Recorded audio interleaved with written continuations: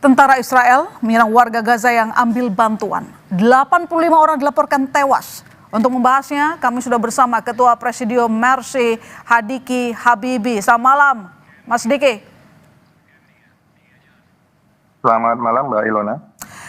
Banyak warga yang menjadi korban serangan ini saat mereka mengambil makanan. Bagaimana para warga mengambil makanan awalnya dan ada berapa titik distribusi bantuan makanan untuk warga Gaza?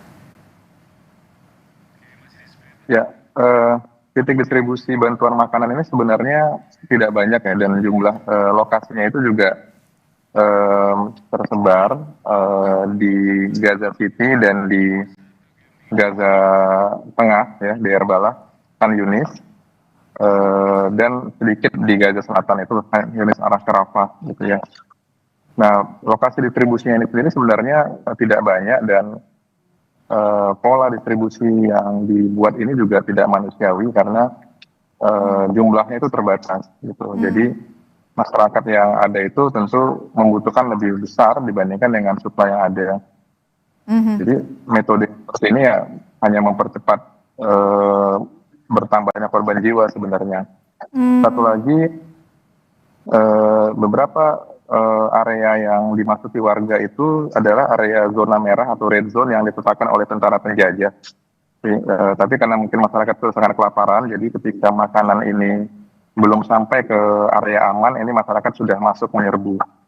Sehingga ya tadi cara mengelola kerumunannya itu kalau dengan senjata ya tentu hanya menambah korban saja jadinya.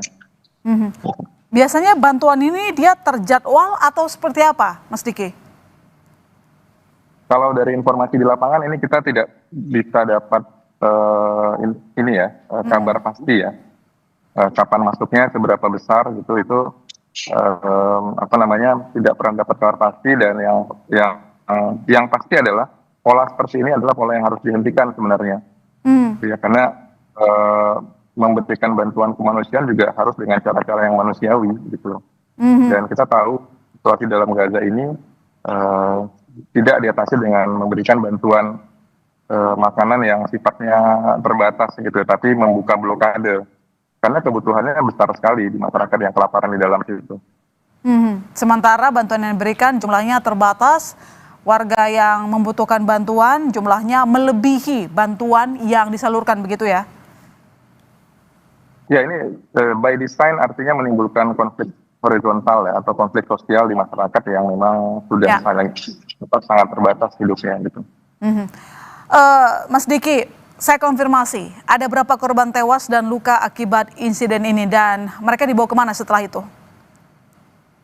Ya, informasi resmi yang kita dapatkan memang dari laporan Ministry of Health di Gaza ya, yang mengatakan ada 85 orang, tapi bisa saja lebih ya, karena proses pencatatan juga saat ini sudah tidak bisa serapi masa-masa perang sebelumnya, dan kalaupun ada yang dibawa ke rumah sakit, itu yang luka-luka juga kita juga tidak bisa katakan bisa mendapatkan pertolongan yang sesuai gitu ya, karena keterbatasan fasilitas perawatan juga di rumah sakit gitu.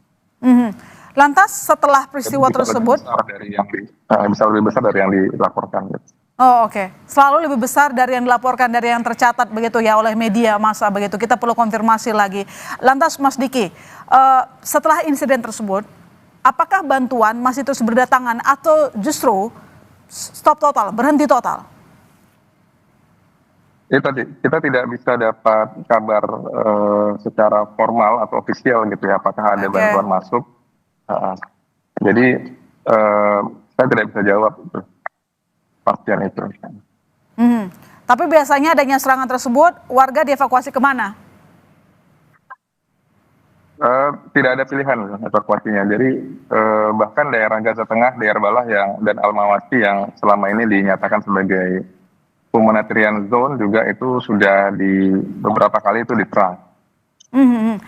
Mas Diki, sekali lagi kenapa tadi saya konfirmasi apakah terjadwal atau tidak pemberian bantuan untuk mengindikasikan mengapa Israel melakukan serangan di saat warga Gaza mengambil bantuan. Apa yang Anda bisa dapatkan informasi dari sana? Ya, sekali lagi ini mengenai metode ya. metode memberikan bantuan kemanusiaan yang juga harus manusiawi. Satu, tentu kita harus nilai bahwa jumlahnya tidak cukup gitu. Kalau jumlahnya tidak cukup ini diumumkan gitu, kemudian orang datang mengambil, pasti ya ada berebutan gitu. Dan saling menyelamatkan dan mencari keselamatan masing-masing lah kalau jumlahnya terbatas gitu ya. Dan kita tahu yang ujung-ujungnya pasti ada kekacauan di situ. Dan kalau kekacauan ini tidak bisa dikendalikan, mungkin ya dari pihak yang memberikan bantuan mengambil jalan pintas dengan menggunakan cara-cara kekerasan gitu ya, atau tadi ditembak untuk membubarkan massa. Mas Diki, sejauh ini Tindakan itu, ya silakan lanjutkan Mas. Tidak dilakukan tindakan itu juga masyarakat juga akan mengalami masalah sendiri ya kalau dia berebutan dan saling mencari tepung yang terbatas tadi gitu. Ada yang tertimpa, terjepit gitu ya.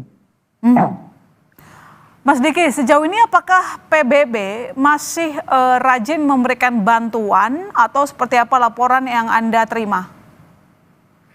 Ya, koridor kemanusiaan itu masih tetap dipertahankan dan bantuan yang masuk itu dari tim itu masih ada, tapi memang supply logistik itu memang sangat dibatasi. Dan yang terus-menerus harus kita suarakan bahwa solusinya itu bukan memberikan bantuan masuk ya, tapi membuka blokade sehingga bantuannya tidak boleh terbatas. Bantuan terbatas pada masyarakat yang sangat membutuhkan dan jumlahnya banyak itu hanya mempercepat korban jiwanya bertambah. Baik, terima kasih Mas Sadiki telah menyempatkan waktu menjadi narasumber kami di Kompas Malam. Selamat malam Mas Sadiki.